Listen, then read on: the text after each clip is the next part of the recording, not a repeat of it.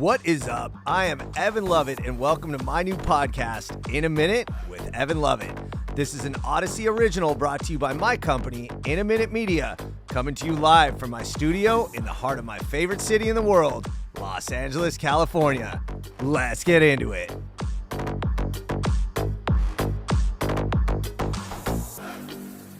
What is up? This is episode 4. Woo! Unbelievable. We are rolling on and rolling strong in the IM studios in Los Angeles.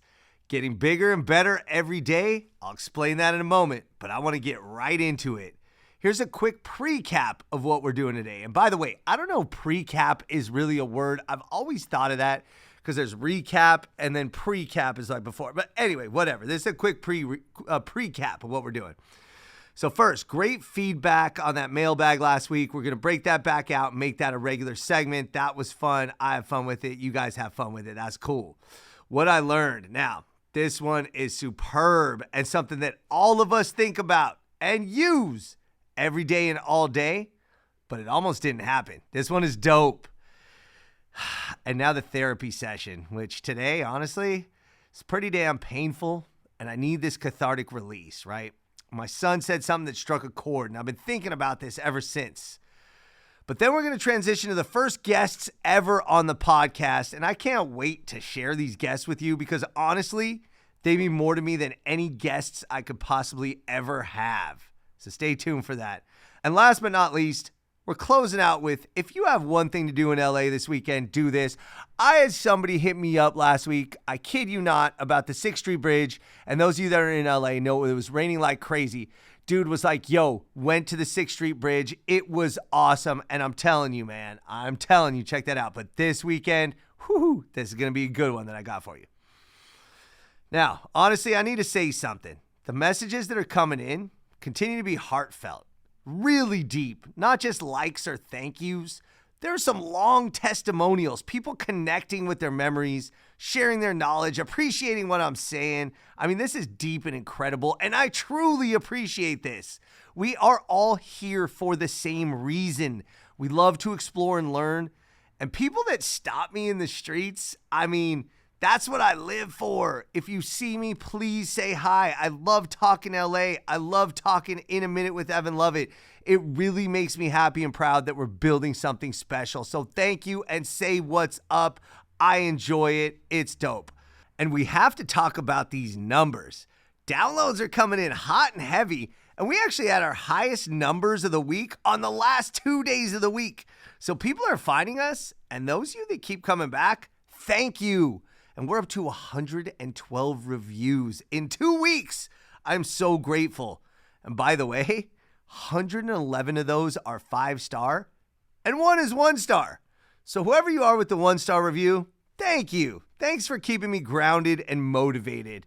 Really going to make me focus, work hard, streamline this down, just come with even better content for the podcast. So thank you. So today's mailbag is awesome. Some fun comments and questions. Let's start with my boy Mitch from Canyon Country. Like a young Huell Hauser that cusses like an artist. Oh, do I love this one. Now listen, if you don't know who Huell Hauser is, he's an LA and California legend. He had like 13 different shows, but it was all like Huell Hauser explores the coast. Huell Hauser's California Gold. Huell Hauser looks at the missions. But it's dope because he's so enthusiastic, so fun, and so California, even though he was from Nashville, which is crazy. But they're all about exploring Los Angeles, California. So yes, the dude had a house on a volcano, and he is an absolute legend. This is a huge compliment, and I would love nothing more to carry that torch. And yes, I drop way more F-bombs than Huell Hauser. Quick anecdote, when I was growing up, my best friend at the time, he lived about 3 blocks away, and he's still my best friend. Damn it, Jared, what's up? So he grew up in a household that was something like Cameron and Ferris Bueller. His parents were pretty strict. His mom was a teacher. My parents, as you know, were hippies. And we turned about 9, 10 years old, and my parents let you curse, right? Like, they were from that school. I could say shit, fuck, damn, whatever, the George Carlin 7 dirty words. They didn't care, right? As long as it wasn't used in a mean way, they were okay with it. Figure I'd get it out of my system. Now, at Jared's house, you couldn't say darn without getting a dirty look. And I'd go over there and I'd be like, damn it. And he'd be like, shh, I can't say that. But he'd come over to my house and be like, shit, blah, blah, blah, and all this kind of stuff. So anyway, whenever I think about cursing, that's kind of the story I think of. So yeah, Huelhauser with more cursing. Love that. Thank you, Mitch. Next comment in the mailbag comes from Miguel in Montebello. Montebello, one of those little communities I don't know that much about, and I need to get down there for an LA in a Minute episode. I know it's in that dope little industrial corridor. I think it's off the 710, but yes, that gives me an excuse to get down there. But here's the comment. You are now the people's champ. You belong to the streets. Ooh, that is dope. I'll be honest, when I started reading newspaper articles on TikTok, never did I think I would be called the people's champ. But look, we're going to keep doing what we're doing and belong to the streets. Yes, invite me to the carne asada. Invite me to the parties. Let's go. You know I'm always out there exploring. Love this. I'm not doing this for accolades. I'm not doing this for kudos. I'm doing this to have some fun and just love this city. And now Bryant. I have no city on this, but that's all right. Bryant like Kobe. What's up? With all the work you've been putting in, where is the History Channel at? What about Discovery Channel? Yo, Bryant, good point. History Channel, Discovery Channel. If you're listening, where are you at? All right. And then if you remember, every Friday we're doing the What I Learned. We got a good contribution this week from Bismarck_Productions. He said, to design the Oscar, Mexican actor-director Emilio El Indio Fernandez posed nude to have the Oscar designed with him as the model. Now, you know I had to check, do the homework, and verify it because that model figure, that little statue was sleek and fit and lean. And I never really thought about there being a model, but let's check this out. Look, looks like Fernandez really was the guy. And the Oscar, by the way, is the Academy Award. It was officially nicknamed the Oscar in 1939, but they say it might as well be called the Emilio. And the dude was Mexican, born in Coahuila, Mexico in 1904. He was a screenwriter, actor, director in the Mexican film industry and the American film industry. And because he was friends with famed Mexican actress Dolores Del Rio, who would go on to marry the man who designed the statue, Cedric Gibbons, she recommended the perfect guy, her friend Emilio. And by the way, Emilio Fernandez was in 1947's The Fugitive, the original, The Night of the Iguana, and Bring Me the Head of Alfredo Garcia. So some classic films, and that was a good tidbit. Thank you very much, Bismarck Productions. All right, so that's what I learned from you. But here's what I learned doing my research and putting some episodes together. Let me get right to it. The internet. First of all, did you know the internet was invented at my alma mater, UCLA? Bruins! Go Bruins! A clap! That's right. October 29th, 1969. Professor Leonard Kleinrock and student programmer Charlie Klein sent a message to Stanford University on what was called the ARPANET. So let me put something in perspective. This ARPANET, the whole infrastructure for these computers at the time, and maybe you've seen these images, it's almost comical, but like for 1 megabyte, 8 megabytes of information, these computers were bigger than trucks. They were almost the size of like a big rig just to try to process these tiny messages. And at the time, these mathematical equations, you know, like the size of a classroom, basically. And now we have supercomputers in the palm of our hand that process terabytes of information in fractions of a second. It's just nuts.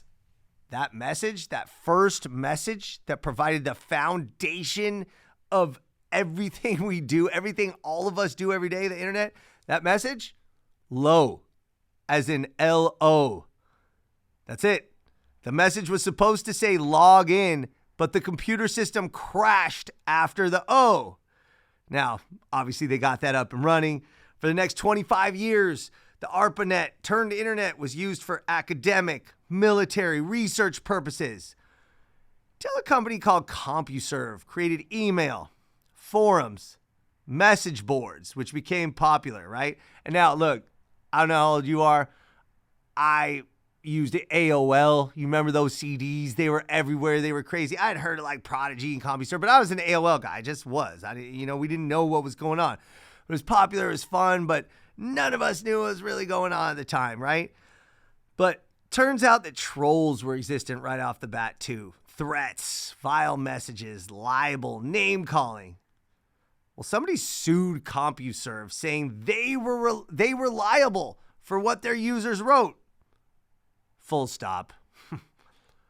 Imagine today if Google, Meta, Facebook and Instagram, or Twitter, for Christ's sake, was liable for everything their users wrote. If they had to regulate every word, every threat, every troll.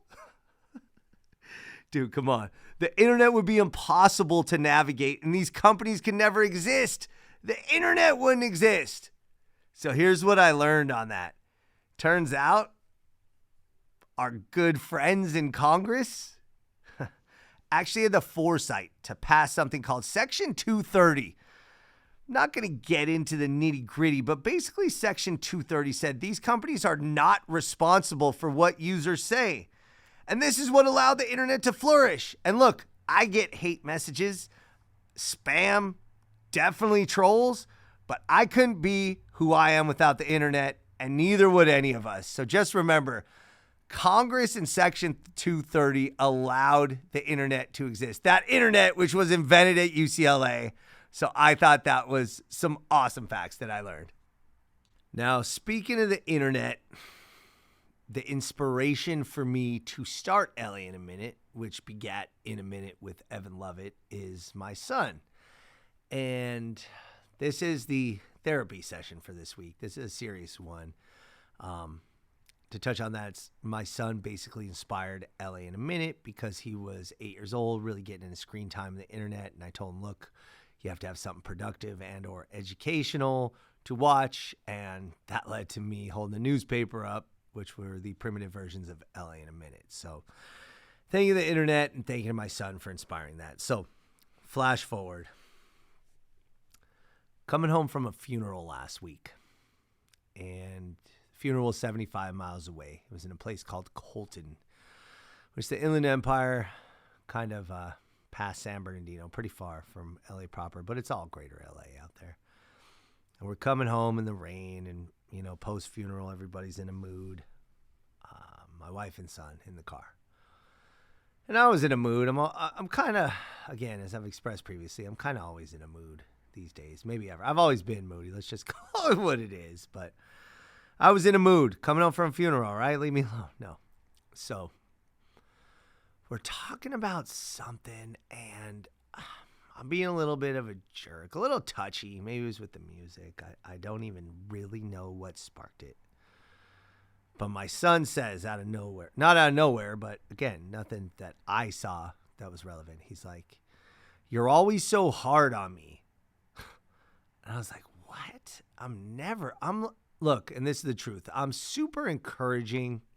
I think I told you I manage a baseball team, a 9-year-old baseball team. And it's funny because I am the good job guy.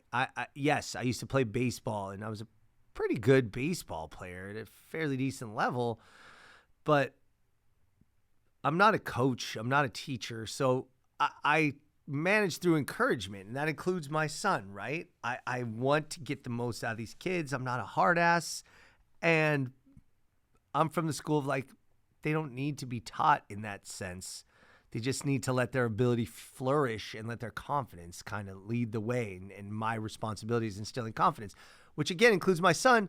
And here, I've been lucky because I've had a strong sense of confidence since I can remember. And I've seen it in my wife throughout the years, especially when we were first dating. And she's confidence up, confidence down. I, try to build her up. And my son kind of takes after that path, right? I see him being the strong, silent type. The stuff he knows he's good at, he's very confident in. But you kind of need to, or I kind of need to remind him that he's good at things that maybe aren't his strongest suits. And whether it is something that may even be a weakness, I see my responsibility to kind of build him up. And that's the way I look at it. Like I do that. However, I'm aware enough to know that I'm not even going to use the word demanding because I've seen demanding. I see other parents, whether it's little league, soccer, school, otherwise, I don't do the same kind of yelling on the field. I don't be like, how many hits did you get to? And none of that stuff, right? But I do want him to try. I guess where I'm demanding is I demand that he try his best, because does he need to be a pro baseball player? No. Does he need to be a pro soccer player? No. Does he need to be a rocket scientist? No, but I want him to get the most out of his ability. And when I put my head on the pillow at night, or before that, when I pray every night, yes, I'm Jewish, and I pray, I don't pray to a specific God, but I pray to a God. And one of those prayers is always like, make my son, like, find what he loves and pursue that and try his absolute best. And I do instill that in him. So when I see him sort of slacking off or goofing off, I'm like, are you doing your best? Or when it comes to sports, are you practicing? Do you want to get better? If you're disappointed in result, well, guess what? You need to practice, and that's how you're going to get better. And I never think of it as harsh because I don't force him to play. That's kind of one of my nightmares, is to be that dad. There's a Marv Marinovich situation 30 years ago. This dad of a quarterback named Tom Marinovich kind of micromanaged his son for the first 20 years, and his son was a robo quarterback, one of the best of all time in the prep level, and then he totally went haywire after college because he was overmanaged. And you can't do that. You know that. The helicopter parent, tiger parent, whatever you want to call it. So I'm really at least thinking I'm conscious of that. So I get in this discussion with my son in the car on the way home from the funeral. I'm like, what do you mean I'm harsh on you? And he busts out an example, like right off the bat. He's like, well, in the last soccer game of the season, you said I didn't try hard enough to score a goal. And at first, and this was back, let me think, when was the last soccer game? Probably 4 months ago. And again, he's an athletic kid, so he can be as good as he wants to be, but he doesn't love it, and that's fine, but I just want him to be as good as he can be. And as soon as he said that, I knew exactly what he was talking about, because he had scored a few goals. He'd scored a handful of goals, and I told him in the last game of the season, finish strong. I always say that, finish strong. Whatever you're doing, take that positive momentum into the next thing that you're doing, whether it's the next game, the next season, or the next test, the next song, the next aspect of life. Like, carry that positive energy with you. So I was like, score a goal, because that's a great way to go out. And he didn't score a goal, and I remember that last game of the season, he was just running around, and again, to my eye, I was like, just go, just try. You could score a goal. It's not the highest level. It's not club soccer. It's not anything like that. And I did tell him that after the game. And to me, and this is one of those things where I'm like, oh no, like, it didn't even matter that much to me at the time. I forgot about it probably by that day, an hour later, and it stuck with him. And I'm like all these things are running through my head at this point, right? Whether it's we're going to need therapy together. He's going to resent me. He does resent me. And he's 9 years old, which is a crucial point, right? This is the age where you start to remember things about your parents, about your upbringing. It's the foundational things that form how your life is going to evolve. And my boy is fairly sensitive, and I know that. And he's going to be great when he's going to do whatever it is that he does. But he doesn't want to be pushed. And the more I push him, the more he turns away. And I know that. And that's not how I was. And it's tough for me to relate. It really is. And here's what's funny. Not funny, but my dad was so chill. Like, I never remember him pushing. I never remember him yelling. I was only grounded one time. No, let me take that back. I was grounded twice in my life. Okay. And they were with damn good reason, right? My dad didn't even yell at me, at least, a lot. One time I was grounded because I moved my mom's car, an 86 Ford Tempo. This is before I was like 14. I shouldn't have been driving. I thought it was all cool in front of my friend. And I moved my mom's car in our own driveway, and I knocked out a pole that held up our carport, and it collapsed. So that was one time that I was grounded. The other time, I got 8 U's on a report card. You guys remember report cards? I don't even know if they're the same format because my kids' school are not. But back then it used to be like grade, I think it's like work ethic and behavior, right? So you get like AEE is the perfect grade. Well, I would be the kid who get like AEU because I would talk nonstop in every class. Well, one report card, I got 8 U's, 6 in like citizenship or behavior, and 2 in work ethic. And my dad, I remember I had a friend over. He sent my friend home. He's like, Justin, can you have your dad come pick you up? And then he just, whoo, yeah, that was actually probably the most pissed he ever got. But he was never mad about sports. He never pushed it. And all this is going through my head while I'm with my son at this point where I'm like, oh my God, dude. Like, the one thing I want is a good relationship with my son. I truly do not care what he wants to do. I will support him and love him and be proud of him. And for him to say that just rocked my world. So I'm diving into it, right? I'm the type that wants to talk about it. I'm like, what do you mean? Am I always? And he's like, you're always harsh on me. You're always mad at me. And then now I'm flashing to these baseball practices. Like I said, I'm the manager of this team. Well, guess who's the kid who's been yelled at the most on our team? It's early in the season. We've only had like 4 practices. I've already singled him out and yelled at him twice. And like, look, yes, he is screwing around. I think objectively there is the fact that he's kind of taking liberties knowing his dad's a coach, and I feel like I got to put him in check.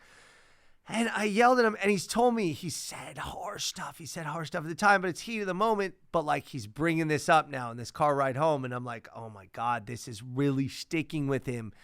This is really affecting him. And I don't know exactly how to deal with that, because I sure as hell want him to be the best he can be.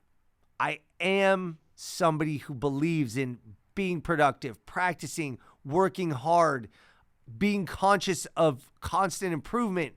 And I want to have him kind of adapt these traits, but everybody operates differently. And for instance, my wife didn't flourish until her mid-20s, but guess what? She got to figure herself out. She took her time, and now she's kicking ass. And it's like everybody evolves at their own pace.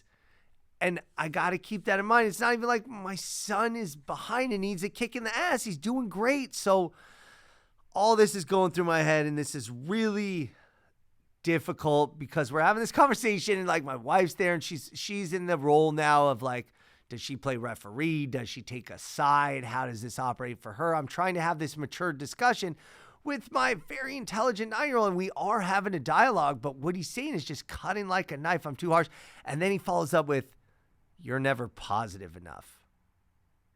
And I almost go haywire because, again, I'm the good job guy. Like, that's what I'm known as.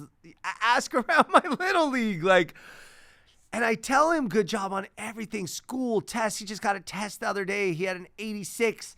It was a 90, an A- with the extra credit. And I told him, I'm like, I told you good job. And he's like, yeah, you said it was an A- with the extra credit. Guess what? It was only a B, but a B is really good. He's telling me this. And I'm even wrestling with that. In my head, I'm even wrestling with that where I'm like, a B is good. And like, people get by with B's, but why don't you want A's? I don't say this because now this conversation's happening, but I'm like, oh no, like, is he like low expectations and all this? Both sides. I get both sides because I'm like, no, be great. Want an A+. I'm trying to think in my head, what would Kobe do? You know, like things like that where like these guys that were literally sick in the head, but fully obsessed with being insanely great. Like, but I don't know if that's the right answer. But what I do know is that I want my son to love me and appreciate me and know that he is loved. And you can't be a best friend to your kid. That is a romantic notion. And I am proud and truly honored to say that I was like best friend. I consider my dad my best friend, at least in my adulthood. I never thought about it that way when I was growing up. But it wasn't like my dad tried to be my best friend. He was never buddy. He was never being cool. He was just being himself. And he was supportive and he was loving. And he was understated. He was a quiet guy, you know, for the most part. But I just always knew he loved me and I always wanted to make him proud. And like, that's the way that I want my son to feel. I just want to make my son proud because I know how great of a father my dad was. And I want him to feel the same way about me. And right now, I sense that resentment, which is just really difficult for me to deal with. So I'm going to be working on that, and I'm going to keep you guys posted. So thank you so much for listening. I just needed to get that off my chest. And it was my dad's birthday this week. He would have been 72, right? And I happen to have saved the last voicemail he ever left for me. It was a week before he died in 2017. Now, he was an accountant. They called him the Count, which was a double entendre. Number one was because he was a night owl, probably the hardest partying accountant the planet has ever seen. But he was damn good at his job, the accountant, so they called him the Count. And this is the only recording I have of him, so it's special to me. So introducing the first guest ever on my podcast, Stu the Count Lovett. Hey, man. Okay, just got off the phone with the franchise tax board for the 611th time. Set a record. Anyways, do you have copies of your canceled checks? If not, can you get them as soon as possible? We need 3 canceled checks. So we need the fronts and back of those 3 checks. Then I need the faxes to this lady up in Sacramento, and she said she will get it straightened out within 48 hours. They're still unbelievable not have it corrected. I mean, I've never seen anything like this. I'm glad. All right, man. If you can get that information to me, then we can conclude it. Take care. Bye. Now, first of all, the only reason I even kept that message is because it had all kinds of specific stuff about checks and canceled checks that I didn't even want to get into at that moment. So it's like, let me save it for later. And luckily, if you will, I recognized that it was probably fortunate that I had saved that. So the second point is that message came in at 1:39 in the morning, and that is perfect Stu Lovett, where he was just getting down to start doing the serious work after he had probably had who knows how many edibles, who knows how much smoke, maybe a painkiller or two, maybe a drink or two. But man, he was good at his job, and he was a great father. But look, maybe even more important, no, I can't say that, but equally important, and I would be remiss to not have my mom on the show as well. But here's the second guest, Dina Mangus Lovett. And by the way, she was known as the Mangus. They went on a trip down to the south, and they were on the Kangamangus Highway. And my dad, who used to always give everybody crazy, funny nicknames, said to my mom, "You look like a Kangamangus." And at first he was calling her Kangamangus, but that ended up being shortened to Mangus. And everybody who knew her for the last 20 plus years of her life knew her as the Mangus. So without further ado, here is my mom, Dina Mangus Lovett. Hey, baby bird. I love you and I miss you. I was thinking, you guys should think about leaving Felix here over a weekend night, like Friday or Saturday or whenever you want, so you guys can just go out, the two of you, and have a good time. You deserve that for yourselves, and plus it gives us a chance to interact with our wonderful little boy.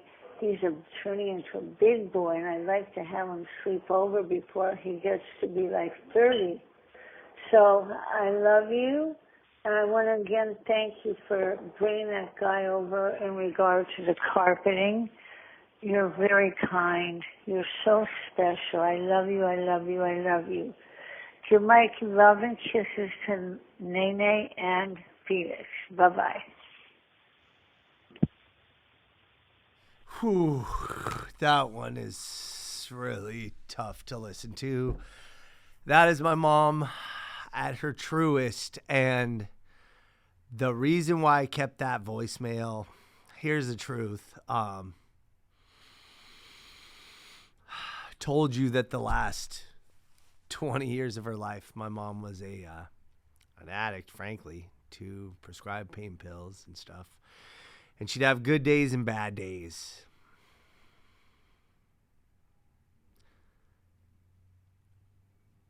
She had a lot more bad days. Then she had good days. But that voicemail was from a good day. And I saved it because I knew there weren't that many of those days left. And I can tell you, at the time, I probably played it for my wife, and I was like, listen to this. My mom wants our son to sleep over. Like, that's never going to happen because my mom was loaded half of the time, 90% of the time. And me with my dad, they were both loaded, and we would have, we loved them wanting to have a close relationship, but he never did end up spending the night. But I will say this. After the car ride home from the funeral, I'd picked my son up from school the following Friday. And out of nowhere, which was cool, he was like, I miss Grandma and Grandpa. And I know he meant my parents because my wife's parents are abuelo and abuela. So he's like, I miss Grandma and Grandpa a lot. So I miss you, Mom. I miss you, Dad. I love you guys. And it's truly an honor to have you as the first guest on my podcast. Down the road, it's going to be amazing to just have this archived for posterity that I will know however many episodes this podcast goes. That you two were the first guests ever, and that really means a lot to me. So thank you both. Okay, so in honor of my dad, one thing you need to do in LA this weekend is this. And the reason why I say in honor of my dad, because my dad used to take me here as a kid. And this is still probably my favorite restaurant in LA. And those of you that know, go to Pioneer Chicken. There are 2 left. The one in Boyle Heights is the one I know and that I've been to recently, and it's still just like you remember it. It is literally the best fried chicken. It's this orange fried chicken, which with such crispy skin, that crunch, you can hear it from like 25 feet away. And it's some of the best LA memories. And you got to understand, Pioneer was actually the king of Los Angeles fried chicken in the 70s and 80s. It was bigger than Popeyes is now. It was bigger than KFC. There were over 200 in Los Angeles. And it's a crazy story. I did an episode on it, why they got shut down, why they sold to Popeyes. But there are the 2 left. And the one in Boyle Heights, 904 Soto Street. Go see Ernesto. He's making it happen. I hope they expand, and I will support them forever because it's like I remember. It's so fun and so delicious. So check that out. I get the 8-piece because I'm a glutton, and it's my damn favorite food in the world, and I want to finish, and then I want to have another meal, and then I want to have a third meal of it. Don't sleep on that coleslaw. The biscuits are so good. Get some honey with that. The mashed potatoes and the gravy, and if you're nice like that, get the gizzards too. They're so good. Everything there is so good. And don't forget, Pioneer introduced Orange Bang to the world. And my son loves that. And I love that. It's this fluffy orange drink. And it was award-winning. But that is also all about Pioneer. Go there. That's what you do in LA this weekend. So that's our show for today. Thank you all for continuing to listen. Thank you for supporting. Don't forget, please follow, subscribe, give me a 5-star rating. Give me all the feedback you can. I answer all the DMs. If you see me, say what's up. It really means a lot. Leave a review if you're really moved. Share it with your friends and family. But I'll talk to all you guys next week. All right, y'all. It's been a minute.